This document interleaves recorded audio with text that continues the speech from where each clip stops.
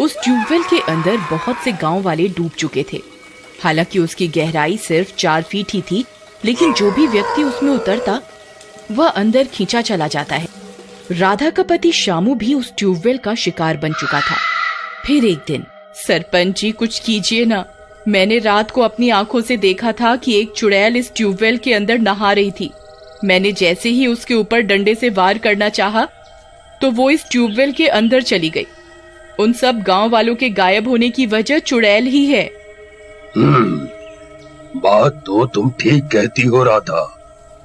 मेरी आंखों के सामने इस ट्यूबवेल ने 4 लोगों को अपना शिकार बनाया है, लेकिन इसकी गहराई तो सिर्फ 4 फीट ही है।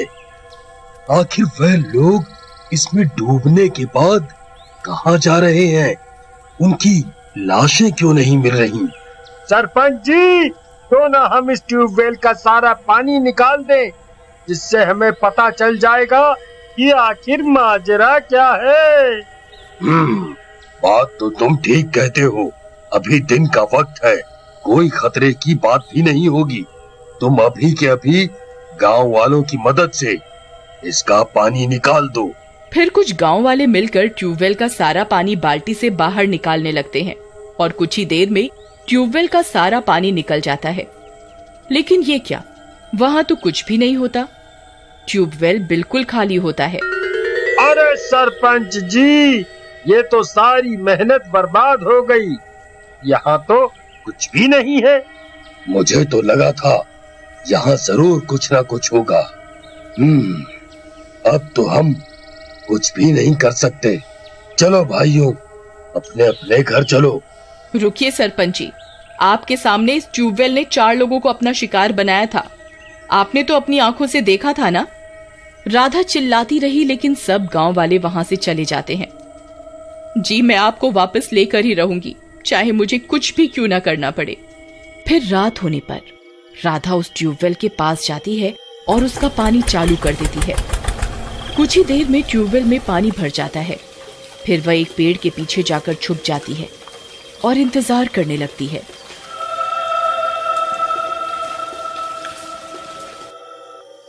फिर कुछ देर बाद उसे ट्यूबवेल से डरावनी डरावनी आवाजें सुनाई देने लगती हैं। हे भगवान, ये कैसी आवाजें हैं? ये आवाजें तो उसी ट्यूबवेल से आ रही हैं। कहीं मैंने इसमें पानी भरकर कोई गलती तो नहीं कर दी? तभी थोड़ी देर बाद एक औरत उस ट्यूबवेल से निकलती है। उसकी पीठ होने की वजह से राधा उसका चेहरा नहीं देख पाती। पीछे से वह औरत बिल्कुल चुड़ैल की तरह लग रही होती है। उसके बाल बिखरे हुए होते हैं। दैया रे दैया, ये तो वही चुड़ैल है जिसे मैंने उस दिन देखा था। यही है जो गांव के लोगों को इस ट्यूबवेल के अंदर खींच लेती है। अब मैं क्या करूं? मुझे अभी इसके बारे में गांव वालों को बताना होगा। फिर वह भागती हुई सरपंच के पास जाती है और उसे पूरी बात बताती है। फिर सरपंच कुछ गांव वालों को अपने साथ लेकर वहां पहुंच जाता है। वह चुड़ैल अभी भी वहीं उस ट्यूबवेल में बैठी हुई होती है।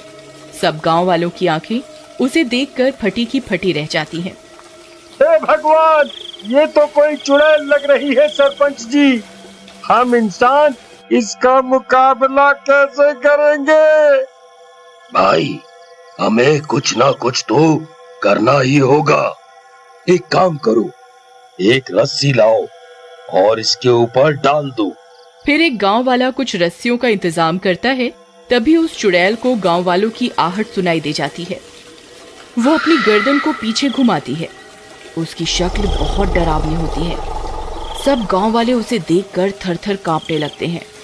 अरे मर गए रे, ये तो बहुत खूंखार लग रही है सरपंच जी। ये तो हमें जिंदा ही चबा जाएगी। अब क्या करें?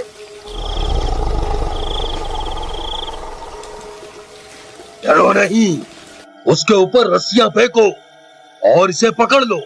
फिर गांव वाले उसके ऊपर रस्सियां फेंकते हैं और उसकी गर्दन को फंसा लेते हैं। चुड़ैल तड़पने लगती है और छटपटाती हुई पानी के अंदर जाने लगती है। छोड़ना नहीं भाइयों, इसे हाथ से जाने नहीं देना है, पकड़े रहो। फिर वो चुड़ैल पानी के अंदर घुस जाती है। सरपंच जी, ये तो पानी के अंदर चली गई, अब क्या करें? सब लोग रस्सी पकड़े रहो, कोई भी रस्सी मत छोड़ना। तभी एक एक करके सबकी रस्सियां उनके हाथ से छूट जाती हैं। अरे कमबख्तों, तुम सबने रस्सियां क्यों छोड़ दी? जल्दी आओ, मेरी मदद करो, मैं अकेला इस रस्सी को नहीं पकड़ सकता। फिर सभी गांव वाले कालू के पीछे रस्सी पकड़ पकड़ कर खड़े हो जाते हैं। दम लगा के हाइसा, दम लगा के हाइसा। तभी ट्यूबवेल के अंदर से किसी के गुर्राने की आवाज आती है और रस्सी ट्यूबवेल के अंदर खींची चली जाती है। अरे मर गए रे, मुझे तो पहले ही पता था, ये बूढ़ा सरपंच सबको एक न एक दिन मरवा कर ही छोड़ेगा। और देखते ही देखते सब गांव वाले उस रस्सी के साथ उस ट्यूबवेल के अंदर चले जाते हैं और एकदम से शांति हो जाती है। वहां अब किसी गांव वाले का कोई नामो निशान नहीं होता। ये सारा मंजर एक गांव वाला देख लेता है। हे भगवान, ये कैसे हो सकता है? ये भूतिया ट्यूबवेल तो सब गांव वालों को निगल गया। अब क्या होगा? आखिर ये 4 फुट का ट्यूबवेल इतने सारे लोगों को कैसे डुबा सकता है? ऐसे ही चलता रहा तो एक दिन पूरा गांव ही इसमें समा जाएगा। हमें कुछ ना कुछ तो करना ही होगा। मुझे अभी सब गांव वालों के पास जाकर इसके बारे में बताना होगा। फिर अगला दिन होने पर देखो भाइयों, अब सरपंच जी भी उस ट्यूबवेल के शिकार हो गए हैं। अब हमें ही कोई तरकीब लड़ानी होगी जिससे उस चुड़ैल को उस ट्यूबवेल से बाहर निकाला जा सके। किसी के पास कोई रास्ता है तो बताओ। भाई, मेरे पास एक तरकीब है, रात होने दो, फिर उस चुड़ैल को मजा चखा कर रहूंगा। फिर रात होने पर सब गांव वाले पेड़ों के पीछे छिप जाते हैं। तभी डरावनी डरावनी आवाजें आने लगती हैं। फिर थोड़ी देर के बाद वो चुड़ैल फिर से ट्यूबवेल से बाहर आती है। उसे देखकर सब गांव वालों की सिट्टी पिट्टी गुल हो जाती है। अरे मर गए रे, ये चुड़ैल तो बहुत डरावनी लगती है भाई। चलो यहाँ से भाग चले, नहीं तो ये हम में से किसी को जिंदा नहीं छोड़ने वाली भाइयों। अरे डरो नहीं, तुम सब लोग यहीं छुपे रहो, मैं अभी आता हूँ। फिर भीमा एक बड़ी सी रस्सी लेकर उस ट्यूबवेल की ओर चल देता है। चुड़ैल वहीं बैठी होती है। ए चुड़ैल, बस बहुत हो गया तेरा आतंक, अब और नहीं, रुक, मुझे अभी बताता हूँ। फिर भीमा रस्सी को चुड़ैल की तरफ फेंकता है और रस्सी चुड़ैल की गर्दन में अटक जाती है। हे मूर्ख इंसान, तुझे क्या लगता है इस रस्सी की ताकत से तू मुझे रोक लेगा? तुझे तो मैं एक तिनके की तरह हवा में उड़ा दूंगी। रुक, अभी बताती हूँ तुझे। हाँ, मैं जानता हूँ तू मुझे तिनके की तरह हवा में जरूर उड़ा सकती है, लेकिन इन्हें उड़ा कर दिखा। ए, तू किसकी बात कर रहा है? बोल।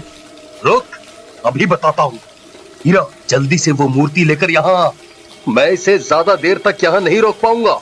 फिर गांव वाले बजरंग बली की बड़ी सी मूर्ति को लेकर आते हैं और भीमा उस रस्सी को बजरंग बली की मूर्ति के साथ लपेट देता है। अरे नहीं, ये क्या किया तूने? नहीं नहीं। फिर चुड़ैल ट्यूबवेल के अंदर जाने लगती है और बजरंग बली की मूर्ति भी उस चुड़ैल के साथ साथ ट्यूबवेल के अंदर चली जाती है। सब गांव वाले हैरान परेशान होकर देखते रहते हैं। सब जगह शांति हो जाती है। अरे भीमा भाई, ये क्या? तुम्हारी ये तरकीब तो फेल हो गई। ये तो मूर्ति को भी अपने साथ ले गई। अब क्या करे भाई? बजरंग बली पर विश्वास रखो दोस्त। तभी गांव के मंदिर की घंटियां खुद ब खुद बजने लगती हैं। जोर जोर से हवाएं चलने लगती हैं। भीमा भाई, मंदिर की घंटियां खुद ही बजने लगी है। लगता है भगवान ने हमारी सुन ली। तभी उस ट्यूबवेल से बहुत तेज प्रकाश उठता है और जोरों का विस्फोट होता है और सभी गांव वाले ट्यूबवेल से उछलकर बाहर गिर जाते हैं। तभी सब गांव वाले भी वापस जिंदा हो जाते हैं।